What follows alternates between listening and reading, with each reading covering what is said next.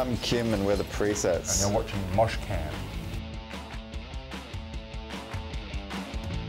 Yeah, it was very hectic. We sort of, you know, yeah, I think we got the call Monday or Tuesday, and then it was confirmed on Wednesday, and we had to pull the whole team together to get, you know, ready for the show.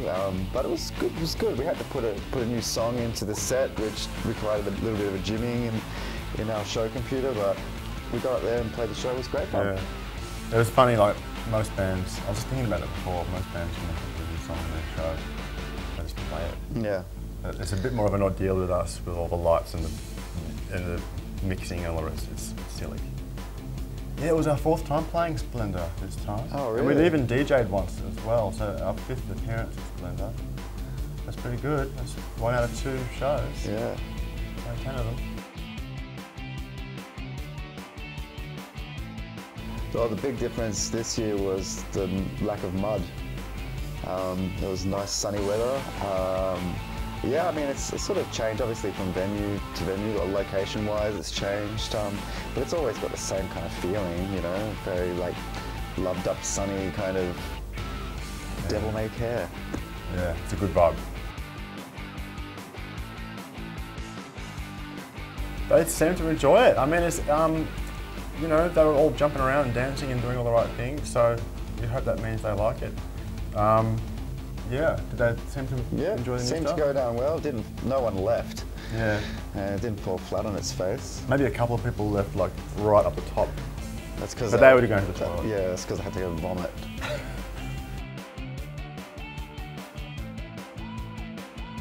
Yes. It's yeah, we're constantly being told that our music is really dark, and I guess we're generally pretty happy guys. Yeah. Maybe because we feed it into our dark music. Yeah, because we just get all this darkness off our chests constantly. Yeah, listen to this. It's our dark souls. Yeah, you know, I guess sometimes, I don't know, we're in lighter moods and sometimes we're in darker moods. We're just human, like everyone. Yeah, I think for me that feeling that everyone sort of says is dark is just intensity, you know? It's not like we're trying to be like when I think of dark music, I think of like Ministry or, you know, 9 Inch Nails. Yeah, which is, you know, tormented, but we're essentially having music which is like, it's okay to have a good time and jump up and down. It's not dark, it's just like, it's have a really good time intensely and really fast. I'm having a great time.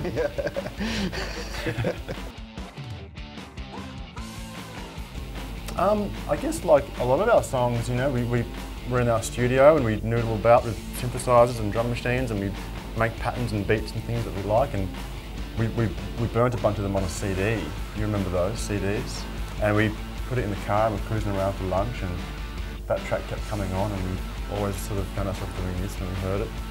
So we decided to turn it into a song, and that's what happened.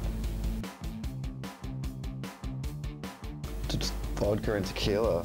Yeah. Vodka, tequila and salt and vinegar chips. How everyone prepares. It's sort of an idea that came from Google Play, and they've been sort of trying to find a collaboration with us for a while, or we've been trying to find some kind of project to do with them for a while. They've been keen to collaborate, and I think that some of the devices enable that kind of technology to be exploited in such a way where they can make 6 things at once. Yeah. You know, 6 bits of audio and 6 bits of video. So they approached us to do this idea. We sort of said, yes, we'd like to do it. We'd like to do it with this director, Barnaby Roper, who's someone we've been kind of wanting to work with for a while. And he jumped at the idea, thought it was a great opportunity for him to do something outside of what he normally does. And yeah, it just sort of came at the right time for us, because we were working on this new song and we needed to do something for it that was going to have a visual component. It is pretty wild. I mean, we had a little demo day where they set it up for us to play with the cube, and yeah, it is quite fun. I mean, yeah, it's not something I would normally get into, but when you actually pick the damn thing, this cube thing up, the controller, and you make the cube spin around on the screen, it's way more, it's way fun. It's way cool. Is that what the kids say? It was the same thing. I mean, I guess Richard Tognetti from the ACO, the orchestra, he approached us maybe over a year ago. Would have been saying, hey, we're putting this piece together. We kind of want to explore the entire history of music from the Big Bang up until right today, and present it in 2 hours, kind of thing. And we sort of thought the idea was kind of so ambitious and a little bit crazy, and we couldn't possibly say no. And yeah, so we worked on that for a long while with them, and it was quite a huge task. Just basically building this kind of, almost like a huge history of music mixtape, and then performing it live with an orchestra and synths and singing, and yeah, it was super fun. It was really fun, yeah.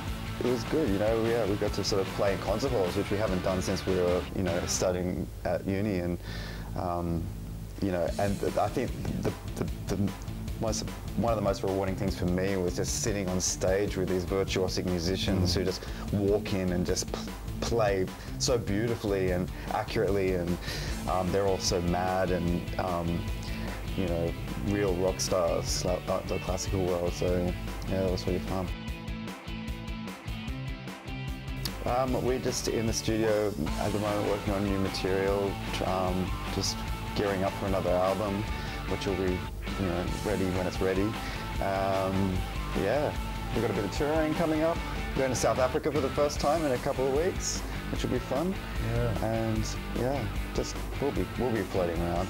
We'll be around. Yeah. For more of this, subscribe here.